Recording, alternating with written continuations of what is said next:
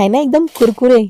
आज हम बनाएंगे बाहर से कुरकुरे अंदर से एकदम सॉफ्ट पोश बड़े।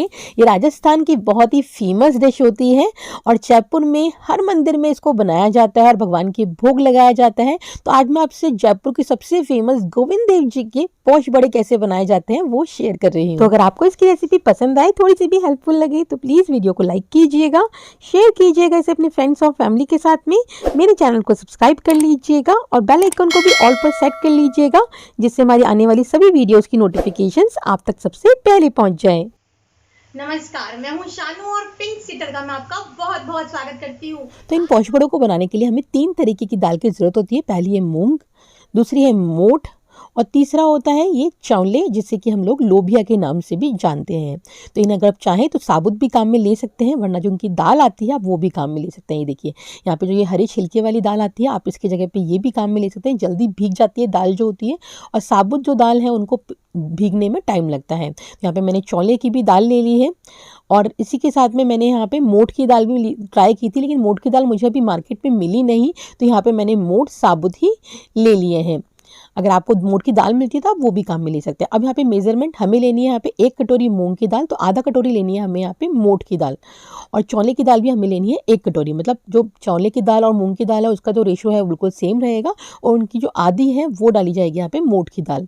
तो इन तीनों दालों को मैंने अच्छी तरीके से 3-4 बार साफ पानी से धो करके और रात को भिगो करके छोड़ दिया था। अब यहाँ पे देखिए दाल जो है हमारी अच्छी तरीके से भीग गई है। वैसे ये 4-5 घंटे में दाल भीग जाती है, और आपको फिर भी जल्दी हो तो आप इसको थोड़ा सा गर्म पानी में भिगो दें तो दाल जो 2-3 घंटे में ही भीग करके तैयार हो जाती है। अब इसको हम लोग अच्छी तरीके से मसल करके धो देंगे, जिससे कि जो छिलके हैं इसके वो निकल जाएंगे। यहाँ पे देखिए छिलके जो है मसलने से ऊपर आ जाते हैं पानी के अंदर। अब हम इसको धो करके निकाल देंगे। तो यहाँ पे मैंने दाल को 3 से 4 बार साफ पानी से धो लिया है, और देखिए मैंने इसको एक छलनी के अंदर डाल दिया है ताकि जो एक्स्ट्रा पानी है दाल का वो निकल जाए।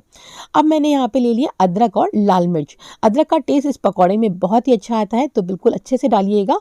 और साथ में लिए लाल मिर्च इस मौसम में बहुत अच्छी आती है इस तरीके की, और जब पकौड़े के अंदर इसका डालते हैं तो पकौड़े का टेक्सचर भी इससे बहुत ही अच्छा आता है। अगर आपके पास में नहीं है अवेलेबल तो आप इसकी जगह पे हरी मिर्ची भी डाल सकते हैं। अब हम इसके अंदर ये अदरक डाल देंगे मिक्सर ग्राइंडर के अंदर, और साथ में ही डाल देंगे लाल मिर्च। फ्रेंड्स, ये राजस्थान में बनने वाले पकौड़े हैं, तो इसके अंदर जो मिर्ची मसाले जो होते हैं वो रोक के नहीं ठोक के डाले जाते हैं, क्योंकि राजस्थानी लोग जो होते हैं वो चटपटा कुछ ज़्यादा ही पसंद करते हैं। जिसमें ये पोश बड़े तो कुछ ज़्यादा ही चटपटे बनाए जाते हैं, क्योंकि जो उसका टेस्ट है वो मुँह में जाते ही पहले ऐसे लगता है ना सीटियाँ बज जानी चाहिए, वैसा वाला टेस्ट होता है इस पोश बड़े का। आप अपनी पसंद के अकॉर्डिंग इसमें मिर्ची डाल सकते हैं। और अब हम लोग इसके अंदर डाल देंगे दाल, और दाल के अंदर बिल्कुल भी फ्रेंड्स हमको पानी ऐड नहीं करना है, बिना पानी के ही हमें इसे ग्राइंड करना है जितना हो सके। और फिर भी अगर आपको ज़रूरत लगती है तो आप 1-2 छोटे चम्मच इसके अंदर पानी डाल सकते हैं, ज़्यादा पानी इसके अंदर हमें नहीं डालना है। अब हम इसको पीस लेते हैं। तो यहाँ पे देखिए फ्रेंड्स मैंने इसे पीस लिया है और इस तरीके का पेस्ट हमारा बन चुका है। यहाँ पे देखिए दाल आपको लग रही होगी कि बहुत ज़्यादा हमने नहीं पीसी है, तो इसी तरीके की दरदरी ही हमें दाल को पीसना है, बिल्कुल बारीक इसका पेस्ट जो है हमें नहीं बनाना है। तो अब मैं इसको एक बाउल के अंदर निकाल लेती हूँ। फ्रेंड्स, जो ये लाल मिर्ची हमने इसके अंदर डाली है ना, इसका पीसने के बाद में देखिए टेक्सचर कितना अच्छा लग रहा है दाल में, और पकौड़ी जब हम लोग बनाएंगे तो उसका टेक्सचर पकौड़ी में बहुत ही अच्छा आता है। अगर इसमें लाल मिर्ची नहीं है तो मैं बताऊँगी आपको आगे कि उसकी जगह पर आपको उसमें क्या डालना है। तो यहाँ पे देखिए फ्रेंड्स जो बची हुई दाल थी वो भी मैंने डाल दी, और थोड़ी सी दाल देखिए मैंने रोक लिया है साबुत।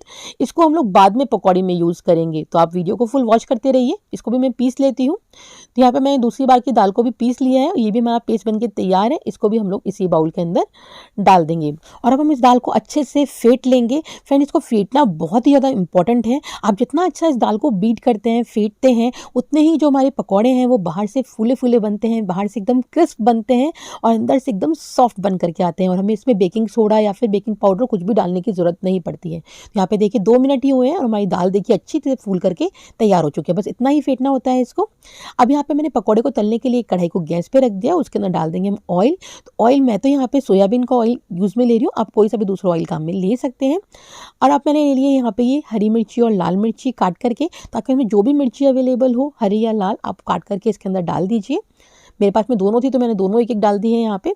साथ में ही डाल रही हूँ मैं यहाँ पे नमक, तो मैं यहाँ पे 1.5 छोटा चम्मच नमक डाल रही हूँ। आप अपने टेस्ट के अकॉर्डिंग थोड़ा सा कम ज़्यादा डाल सकते हैं।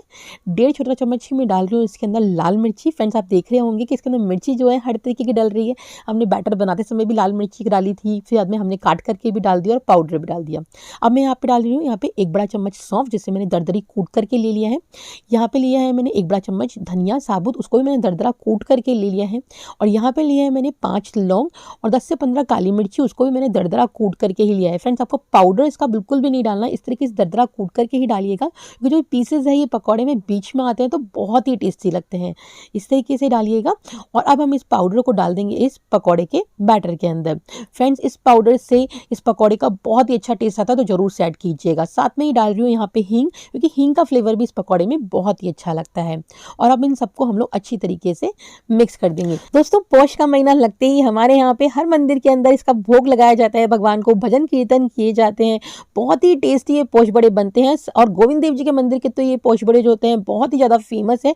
तो मैं वहीं की रेसिपी आपके साथ में शेयर कर रही हूँ कि गोविंद देव जी के मंदिर में ये पोश बड़े किस तरीके से बनाए जाते हैं। अब जो साबुत दाल हमने रोकी थी ना थोड़ी सी, वो भी हम इसके टाइम पे डाल देंगे इसके अंदर। और अब मैंने ले लिया है यहाँ पे पालक, तो मैंने 200 ग्राम पालक को साफ करके धो करके यहाँ पे ले लिया है। हरी सब्जी के लिए आप इसमें पालक भी डाल सकते हैं, मेथी भी डाल सकते हैं, आप चाहें तो बथुआ साफ करके बथुआ भी इसमें डाल सकते हैं।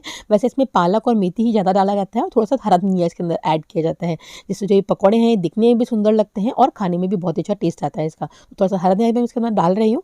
घर में जो हम लोग बनाते हैं इसको तो इसके अंदर प्याज लहसुन भी हम लोग ऐड कर देते हैं। उसकी रेसिपी मैं आपको ऊपर आई बटन में और लिंक नीचे डिस्क्रिप्शन बॉक्स में दे दूंगी, जो कि मैं आपसे पहले भी शेयर कर चुकी हूँ। तो यहाँ पे मैंने आधा चम्मच इसमें आमचूर पाउडर भी डाल दिया है। साथ में डाला है 2 छोटे चम्मच तेल। तो तेल डालने से फ्रेंड्स जो ये पकौड़े हैं हमारे अच्छे क्रिस्पी बनकर के तैयार होते हैं और ये तेल भी कम एब्जॉर्ब करते हैं कढ़ाई में जाने के बाद में। और अब इस बैटर को हम लोग अच्छे तरीके से मिक्स कर लेंगे। फ्रेंड्स इस पोश बड़े की रेसिपी को इस मौसम में आप एक बार जरूर से ट्राई करके देखिएगा, बहुत ही टेस्टी बनते हैं। मकर संक्रांति पे हमारे यहाँ पे पोश बड़े घर घर में बनाए जाते हैं और सबको बहुत पसंद आते हैं।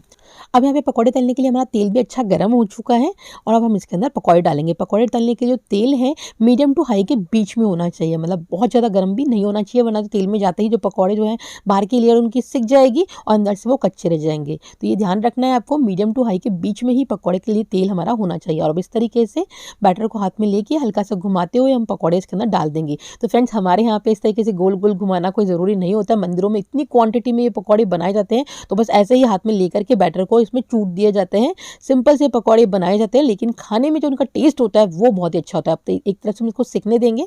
जैसे हमारे पकौड़े जो है एक तरफ से सिक जाएंगे उसके बाद में ही हम इसके अंदर कोई भी स्पून वगैरह टच करेंगे, उससे पहले कोई भी स्पून वगैरह हमें नहीं लगानी है। अब इसको वापस से मैंने पलट दिया है, दूसरी तरफ से भी हम इसको सिकने देंगे।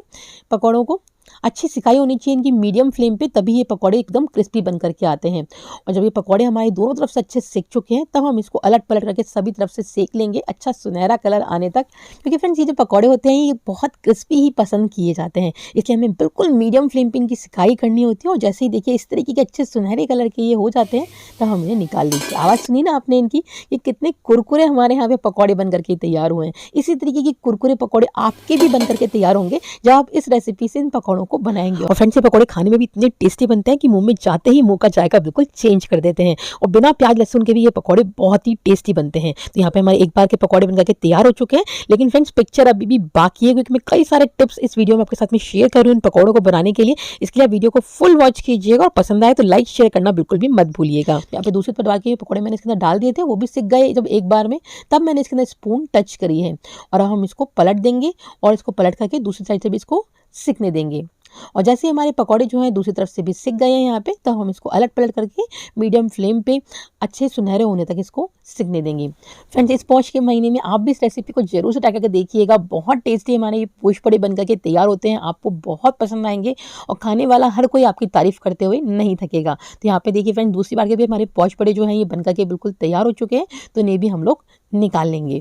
फ्रेंड्स आप जब भी ये रेसिपी ट्राई करें, अगर आपको कोई भी दिक्कत आती है इन पोश बड़ों को बनाने में तो आप मुझे मैसेज करके पूछ भी सकते हैं, मैं आपको जल्दी से जल्दी रिप्लाई करूंगी उसका।